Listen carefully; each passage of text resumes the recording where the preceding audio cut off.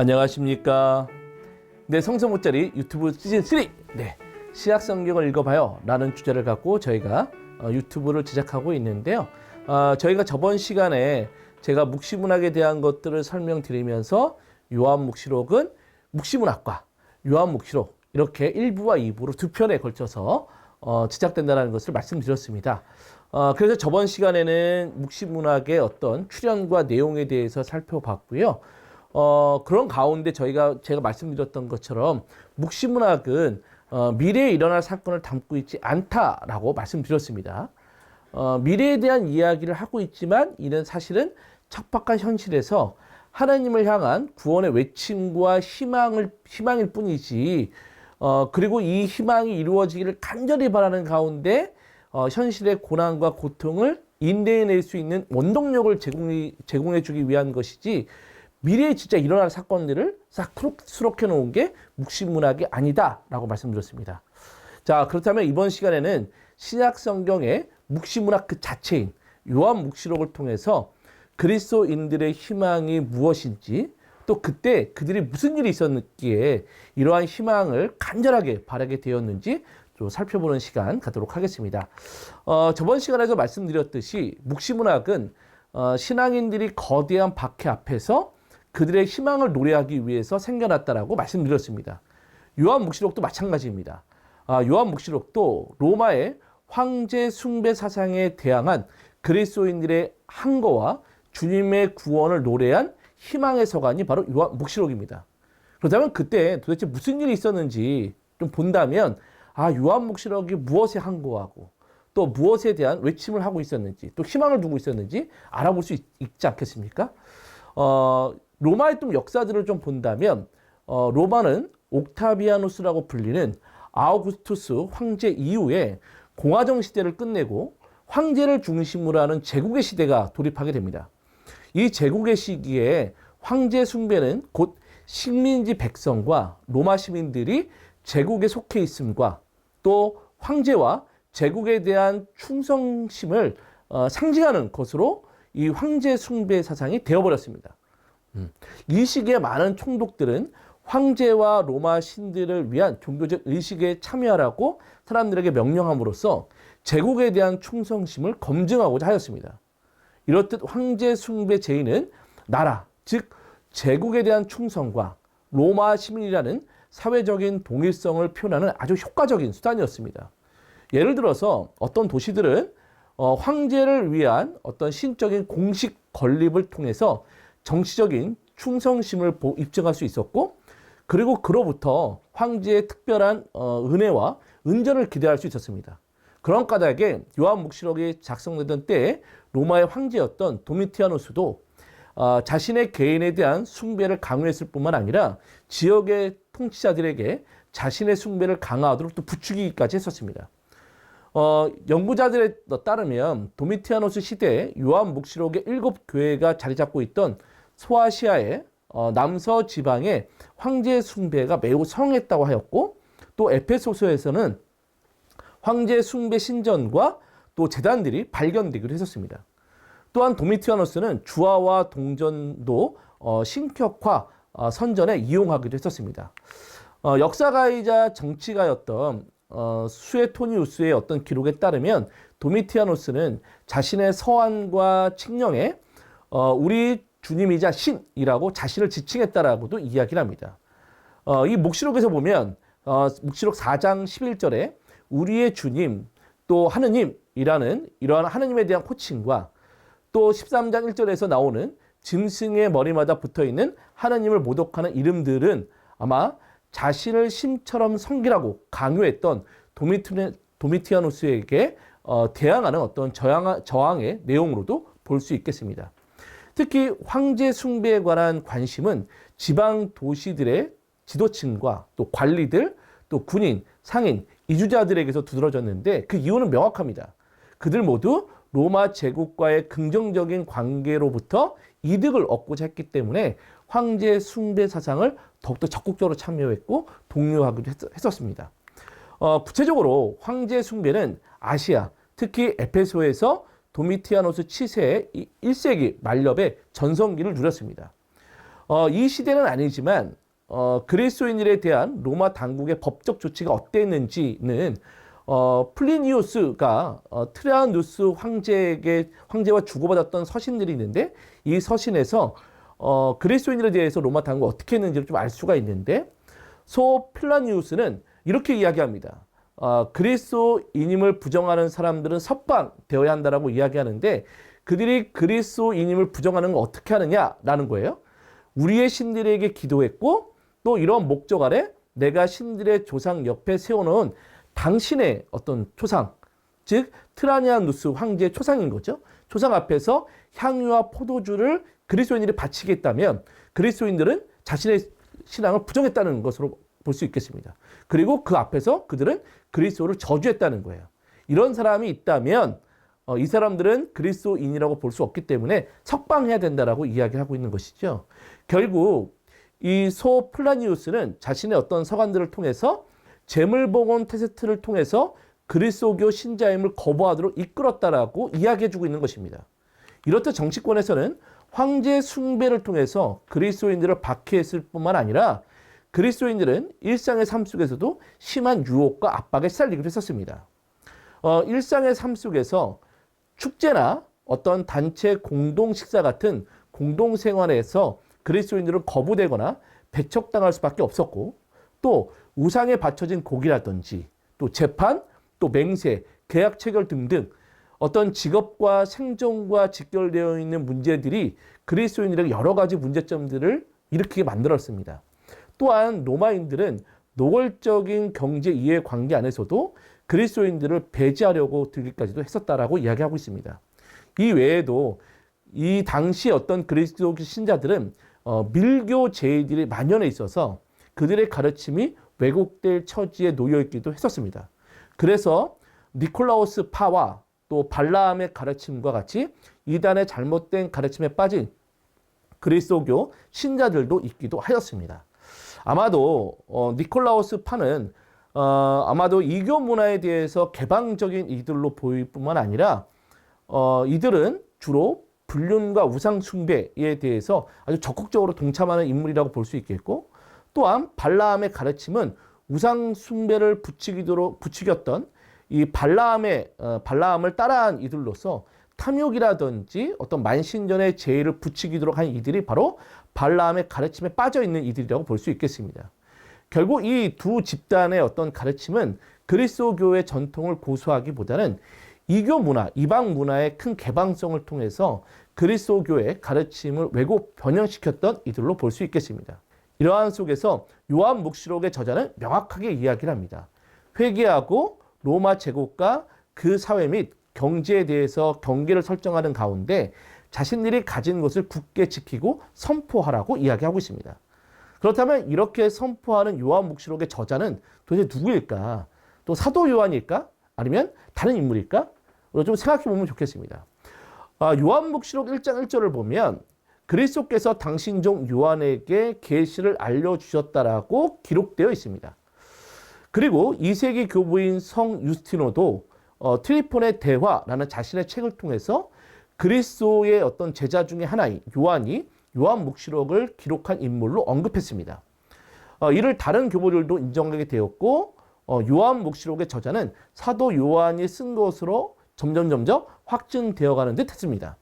그런데 3세기경에 알렉산드리아의 디오니시오스라는 교부가 있었는데 이 교부는 문학적으로 또 신학적으로 분석해 본 결과 요한묵시록을 네 번째 복음서의 저자, 곧 사도 요한에 쓰여진 것이 아니라 다른 요한, 자신을 예언자로 여기고 있는 다른 요한이 썼을 것으로 주장합니다. 그의 주장은 이렇습니다. 저자는 자신을 요한이라고 소개하면서 한 번도 자신을 사도라고 부르지 않고 있고 또 자신의 글을 예언의 말씀으로 묘사하면서 자신을 예언자로 내세우기 때문에 이 요한은 사도 요한이 아닐 것이라고 이야기합니다. 이러한 주장은 많은 학자들에게 신빙성 있는 주장으로 받아들여졌고 지금의 학자들 사이에서는 요한묵시록을 쓴 저자가 사도 요한이 아닐 것으로 추정하는 가운데 요한묵시록의 저자는 구약 성경의 예언서를 잘 알고 있는 유다계 그리스도인으로서 묵시 문학에 심취해 있던 어떤 요한의 인물로 추정하고 있습니다. 그렇다면 요한묵시록은 어떤 내용을 담고 있는지 살펴보도록 하겠습니다. 요한묵시록은 이 머릿말과 맺은말을 제외하고 서로 다른 문학적 유형이 담긴 전반부와 후반부로 좀 나눠볼 수 있겠습니다. 전반부는 요한의 소명을 설명하는 환시와 또 7교회의 편지 형태로 선포되는 예언인 반면에 후반부는 본격적인 묵시문학적인 형식을 띤 환시가 주를 이루고 있습니다. 묵시문학의 전형적인 도식을 보여주는 후반부는 천상의 묘사와 함께 세말의 전조, 또 실현과 선악의 대결, 또 완결과 최종 현시로 전해지는 이러한 내용들이 전개되고 있는 것으로서 후반부가 구성되어 있습니다.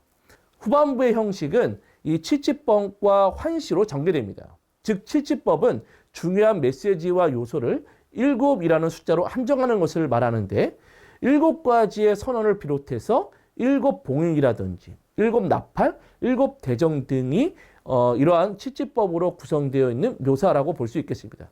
이 밖에도 완전을 뜻하는 7이라는 숫자는 수없이 등장합니다. 그런데 후반부의 환시의 원자료는 요한묵시록의 저자가 독자적으로 창작한 것이 아니라 구약 성경의 예언서에 그 바탕을 두고 있습니다. 하나님의 어제의 환시를 다루는 요한묵시록 4장은 에제키엘 1장과 닮아 있고요. 요한묵시록 4장에 나타나는 네 생물은 에제키엘 1장 5절에 나타나는 네 생물의 형상과 닮아 있습니다. 또 4장에서 하나님의 영광과 아름다움, 또 불과 접근성을 표현하는 무지개라든지 또 번개, 횃불, 귀중한 보석들은 에제키엘 1장에 모두 나타나는 내용들입니다. 또한 묵시록의 5장에서 나타나 있는 살해된 것처럼 보이는 어린 양에게 7번 봉인된 두루마리가 넘겨지는데 이 두루마리의 묘사는 에제키엘 2장 9절부터 10절을 연상케 합니다. 또 짐승의 환시를 묘사하는 묵시록의 13장은 다니엘서 7장과 닮아 있고 또 요한묵시록의 21장부터 22장의 천상 도성의 예루살렘은 에제키엘 40장부터 48장과 유사합니다. 이 외에도 요한묵시록의 중요한 상징과 모티브와 어떤 인물들은 이사야서라든지 또 예레미야, 찌가리야, 또 요엘 등의 예언서와 아주 닮아 있고요. 또 시편과 그리고 묵시문학 작품에서 얻어왔다라고 볼 수 있겠습니다. 또한 그 당시에 황제 숭배 때 황제에게 바쳐지던 찬양의 시들은 요한묵시록에서 주님을 찬미하는 찬미가로 바뀌게 되고 이것이 나중에 전례안으로 들어와서 울려 퍼지게 됩니다. 특히 부활 성야 때에 부활초를 축복하는 기도문은 요한묵시록의 찬미가에 그 바탕을 두고 있습니다. 보시면 주 예수님께서 어제도 오늘도 시작이요 마침이요 알파요 오메가다라는 것은 요한묵시록에 담겨져 있는 내용입니다. 이 외에도 요한묵시록은 묵시문학 전통 안에서 나타나는 많은 상징들을 내포하고 있습니다. 숫자라든지 색, 이미지들입니다. 요한묵시록에는 대표적으로 5개의 색들이 언급되고 있는데 흰색, 또 붉은색, 자주색, 녹색, 검은색 등등이 있습니다. 먼저 흰색들을 보면 흰색은 빛남, 찬란함, 또 신적인 영역에서 신적 행위와 관련되어 있는 것인데 주로 천상 존재 또는 초월성을 상징합니다. 그래서 3장 5절에 보면 승리하는 사람은 이처럼 흰옷을 입을 것입니다 라는 것을 통해서 그리스도의 승리에 참여한 상징의 색으로도 통하고 또한 새로운 존재로 변화된다는 것을 의미하고 있는 게 흰색의 의미다라고 볼 수 있겠습니다. 또한 요한묵시록에서는 붉은색이 나타나는데 이 붉은색은 피와 관련되어 있어서 인간의 생명을 빼앗아가는 것을 의미하는데 살인과 폭력도 있지만 주로 순교자의 피를 상징하기도 합니다. 또한 검은색은 죽음과 배교, 또 불충 등 종말을 상징하는 색이면서 녹색은 어떤 자연을 나타내는 색이면서도 죽음과 관련되어 있습니다. 마지막으로 예수님께서 십자가의 순환 때 입으셨다라고 하는 자주색 색은 왕의 권위를 나타내는 색으로 상징됩니다. 이 외에도 요한묵시록 저자는 숫자를 상징의 도구로 쓰고 있습니다. 숫자 3은 7과 함께 신적인 것을 가리키는데 실제하는 것을 셋으로 나눈다는 생각에서 이러한 상징들을 가져왔다라고 볼 수 있겠습니다. 그래서 시간적으로 본다면 과거, 현재, 미래, 또 공간적으로 본다면 위, 또 여기, 또 아래, 뭐 이런 것들, 또 과정이라고 하면 뭐 시작, 중간, 마침, 뭐 이런 것들입니다. 이런 것들 안에서 숫자 3에 대한 내용들이 나타나게 되고, 이러한 상징들이 하느님과 그리스도를 표현하는 찬미가 형식으로 아주 잘 나타납니다. 잘 보시면 뭐 지금도 계시고 뭐 전에도 계셨으면 앞으로 오실 분, 또 거룩하시도다, 거룩하시도다, 거룩하시도다 라는 것이라든지, 또 처음이며 마지막이고 죽었다가 살아나니, 또 알파와 오메가이고 뭐 처음이며 마지막이고 시작이며 마침이다라는 등등에 대한 이야기 또한 이러한 숫자 3의 어떤 의미들을 살려서 나타낸 찬미가다라고 볼 수 있겠습니다. 그 외에서 숫자 4는 지상의 네 방위, 동서남북과 관련되어 있는 숫자로서요. 5장 9절에 종족과 언어와 백성과 민족은 바로 모든 사람들을 가리키고, 또 하늘과 땅 위와 땅 아래와 또 바다는 하느님이 창조하신 모든 창조물을 가리키는 가운데 온 세상을 지칭합니다. 또한 이들이 찬미가는 3중 찬미가 아니라 4중 찬미를 드리고 있는 모습들을 즉 볼 수가 있습니다. 그리고 마지막으로 또 요한묵시록에서는 또 13장 18절에서 666이라는 숫자가 나타납니다.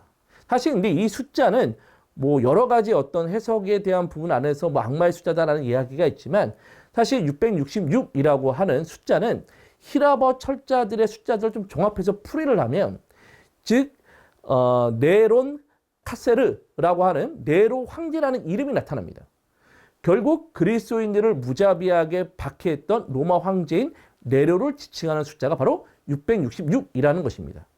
이러한 요한묵시록의 상징들은 그 당시에 사람들이 은어처럼 사용하던 것으로서 구약 성경과 외경의 묵시문학의 상징들과 깊은 연관을 맺고 있기 때문에 이러한 상징들은 자의적 해석보다는 교회 전통 안에서 해석되어져야만 한다고 볼 수 있겠습니다. 이 외에도 뭐 면류관이라든지 또 왕과 뿔, 눈 등등 여러 가지 상징들이 요한묵시록에 나타나고 있습니다.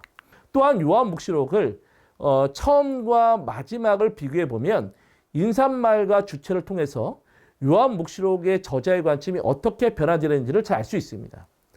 요한묵시록은 처음과 끝의 인사말들을 통해 전례적 대화의 분위기를 자아내는데, 전반기의 개 인사의 주체를 보면 삼위일체이신 하느님인데 반해서 폐회 인사의 주체는 그리스도라는 분으로 바뀌게 됩니다. 결국 요한묵시록 저자의 방향은 하느님에게서 그리스도로 넘어가고 있고, 전례의 중심도 하느님에게서 그리스도로 옮겨가는 형식을 취하고 있다고 볼 수 있습니다. 그렇기 때문에 그리스도인들의 희망은 황제 숭배가 아닌 하느님을 경배하면서 구원자이신 예수 그리스도에 대한 숭배이며 그분을 찬미하는 것에 있음을 명확하게 밝히고 있습니다.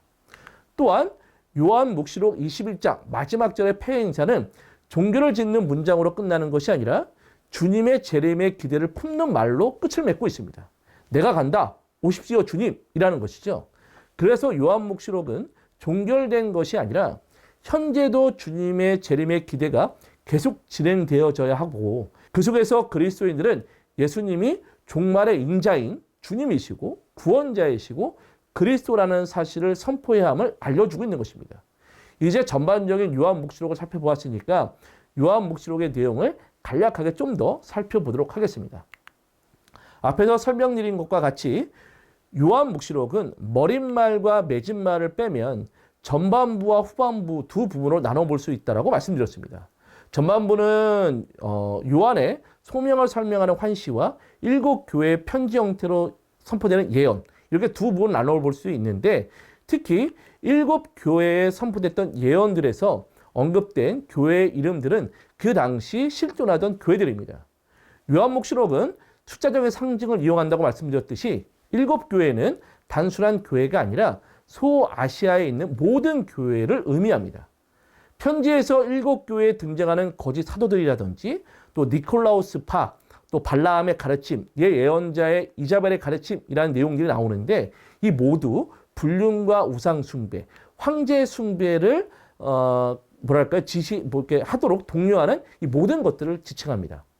결국 요한묵시록의 저자는 불륜과 우상 숭배, 황제 숭배 등 그리스도의 가르침을 거스르는 그들의 모습을 적나라하게 지적한 다음에 그들이 회개의 길로 들어서기를 촉구하고 있는 게 전반부의 모든 내용이라고 볼 수 있겠습니다.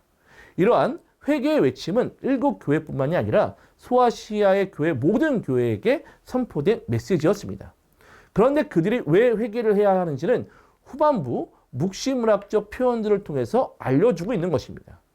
곧 그리스도를 통해서 종말이 시작될 것이고 선과 악의 마지막 싸움에서 최종 승리자는 그리스도가 될 것이라는 겁니다. 그런데 여기서 예언의 말씀들은 미래에 일어날 일들을 이야기하고 있는 것이 아니라 묵시문학을 이용해 고난과 환난 속에 있는 그리스도인들에게 희망을 주기 위한 것입니다. 후반부의 첫 번째 장면인 천상 묘사를 나타내고 있는 4장부터 5장의 중심이 되는 것이 바로 어린 양입니다. 근데 그 어린 양이 살해된 것처럼 보이는 어린 양이라고 이야기하는데 이것은 바로 예수 그리스도의 십자가 죽음을 가리키고 또 어린 양이 서 계신 것을 보았습니다 라고 하는 것 안에서 서 계신다는 것은 죽음을 이기시고 일어선 것, 곧 부활을 가리킵니다. 결국 살해된 것처럼 보이는 어린 양은 바로 십자가에서 못 박혀 돌아가시고 부활하신 예수 그리스도를 상징합니다. 이 어린 양에게 두루마리가 건네어지면서 본격적으로 세상의 종말이 시작됩니다. 세말의 존재에 나타나는 일곱 봉인의 환신은 묵시적 재앙을 나타내는데 그런데 이러한 재앙이라고 하는 것은 신앙인들에게 희망으로 작용됩니다. 왜냐하면 믿는 이들에게 종말은 구원의 시간이기 때문에 그렇습니다. 그러나 하나님을 반대하는 세력들에게는 종말은 두려운 심판의 모습으로 다가옵니다. 그래서 7장 1절부터 17절에 선택된 이들에 대한 부분에서 보면 하나님의 종들의 이마에는 보호, 즉 구원의 인장에 지키게 됩니다. 그렇기 때문에 믿는 이들에겐 종말은 희망인 것이죠. 이후 재앙은 계속되는데 이 재앙의 순서는 또 민족 간의 전쟁, 또 지진, 기근, 박해, 황폐와 하늘의 표징 순으로 나타납니다. 이러한 재앙 속에서 마지막 나팔인 7번째 나팔이 울려 퍼지면서 새로운 국면을 맞이하게 됩니다. 바로 하나님의 백성의 시련과 선과 악이 대결하는 최후의 결전이 시작됩니다. 그런데 이 최후의 결전에서 악으로 상징되는 용과 짐승들이 승리할 것 같이처럼 묘사가 되고 있지만 사실은 대탕녀인 바빌론의 심판과 패망을 통해서 하느님께서 승리하실 것임이 선포됩니다. 여기서 바빌론은 기원전 587년경에 예루살렘 성전을 무너뜨렸던 바빌로니아를 말하는 것이 아니라 그 당시 그리스도인들을 박해했던 로마를 상징합니다. 이후 어린 양의 혼인잔치와 흰말을 타신 분에 대한 환시를 통해서 이제 주님께서 이 세상에 다스리실 것이라고 선포됩니다. 그러면서 끝까지 주님을 믿는 이들은 어린 양의 혼인잔치에 초대받게 될 것이라는 예언과 함께 주님께서 직접 1000년 동안 통치하시면서 사탄을 완전하게 패망시킬 것이라고 요한묵시록의 저자는 알려줍니다. 이제 마지막 심판을 통해서 이전 시대는 사라지고 주님과 그분을 따랐던 선한 이들만이 함께하는 새 시대가 열릴 것임을 21장과 22장의 새 창조와 새로운 천상 예루살렘의 묘사를 통해서 드러나기 시작합니다. 이러는 가운데 요한묵시록은 마지막 맺은말, 예수님께서 곧 가겠다라는 재림의 약속과 그 약속이 이루어지기를 간절히 바라는 그리스도인의 응답으로 자신의 책을 마무리 짓고 있습니다. 결국 요한묵시록은 이렇게 재림의 약속에 대한 기대를 구체시키는 말들을 통해서 박해를 받고 있는 그 당시 그리스도인들에게 희망의 삶을 살아가도록 독려하고 있는 것입니다. 자, 이제 마지막으로 좀 정리를 해보겠습니다. 요한묵시록은 종말과 심판이라는 극단적인 미래의 사건을 다루고 있지 않습니다. 요한묵시록이 언급하는 미래의 사건들은 미래에 이루어질 사실을 이야기하는 것이 아니라 혼돈과 시련을 겪고 있는 지금 이렇게 되었으면 하는 그 당시의 신앙인들의 희망을 이야기하는 것일 뿐입니다. 그리고 그 희망은 예수님이 곧 오실 것이라고 약속하고 계시니까 우리는 그 속에서 언제든지 오십시오라고 준비하고 기다려야 한다는 신앙의 인내와 희망을 이야기하고 있는 것입니다. 그런데 기다린다는 것은 그냥 넋놓고 기다리는 것이 아니죠. 그리스도인들의 가르침과 어긋나는 삶의 방식들을 거부하고 항거하는 가운데 그리스도에 대한 충실성이 동반되어 있는 기다림이 진정한 신앙의 기다림입니다. 또 그리스도의 가르침 안에서 이 세상을 살아간다는 것은 참으로 쉬운 일이 아닙니다. 어찌 보면 이러한 어려운 신앙의 어려움 속에서 이럴 때일수록 요한묵시록은 우리들에게 명확하게 선포하는 내용이 있다고 볼 수 있겠습니다. 그리스도께서 곧 오실 거니까 끝까지 신앙을 지키기 위해서 최선을 다해라 라고 말입니다. 이제 요한묵시록을 다시 한번 읽어보시면서 신앙을 지키기 위한 선조들의 애환과 희망을 느끼시는 가운데 주님께 바치는 나의 애환과 고뇌 안에서 그분께서 나에게 오셔서 도와주실 것이야 라는 굳건한 믿음과 희망을 마음속에 간직하는 시간이 되실 수 있었으면 좋겠습니다. 이제 신약성경을 읽어봐요 라는 주제를 가지고 나아갔던 성서 못자리 유튜브 시즌3의 대장정을 좀 마치고자 합니다. 2021년 8월부터 이 바오로를 시작으로 해서 시즌3가 오픈해서 지금까지 한 9개월의 어떤 여정을 좀 달려왔습니다. 이제 잠시 휴식기를 좀 가지고 다음 새로운 콘텐츠로 무장해서 다시 돌아오도록 하겠습니다.